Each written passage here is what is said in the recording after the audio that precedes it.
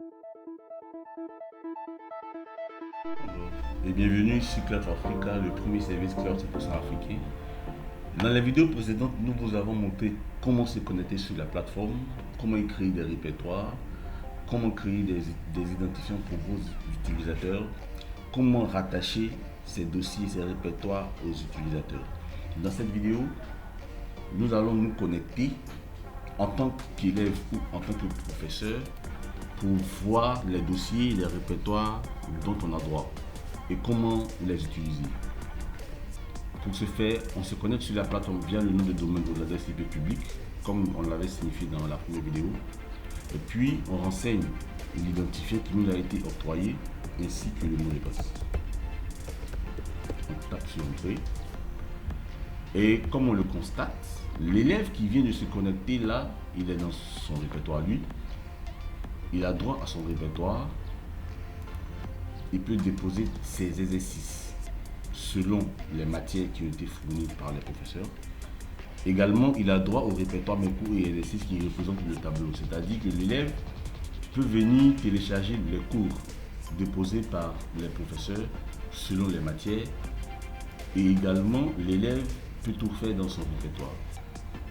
Nous allons mener la même action de connexion pour le professeur, par exemple. On se déconnecte en tant que l'élève et on se reconnecte en tant que professeur.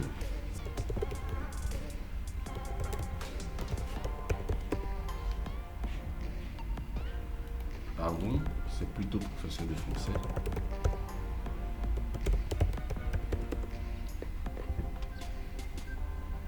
Et là, c'est bon. Lorsque le professeur se connecte sur la plateforme, il a le message de bienvenue, c'est sa première connexion qui présente le produit Nextcloud. Et puis après, vous allez remarquer que le professeur étant connecté à droit à la classe dans laquelle il donne des cours. Ces dossiers viennent par défaut lors de la première connexion. Nous n'en avons pas besoin, donc nous pouvons les supprimer. Et là, le professeur, il a droit à sa classe.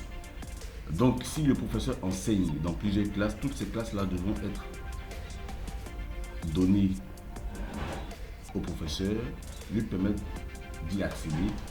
Et dans notre exemple ici, le professeur donne des cours dans la classe de la terminale. Donc, le dossier terminal lui est partagé. Il peut suivre l'élève, télécharger les exercices de l'élève selon la matière qu'il enseigne.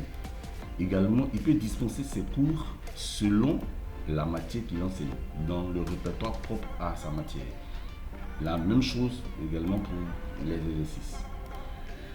Donc, pour conclure pour cette vidéo, une dernière chose s'il vous plaît. Et si vous remarquez que votre interface est en anglais, comme ce qui est sur l'image, la vidéo, vous venez dans l'onglet Settings, paramètres, en français, Language. Nous changeons la langue pour mettre en français, ainsi que les paramètres généraux là, en français également. Mais la plupart du temps, lors de l'acquisition de votre plateforme, elle est déjà en français.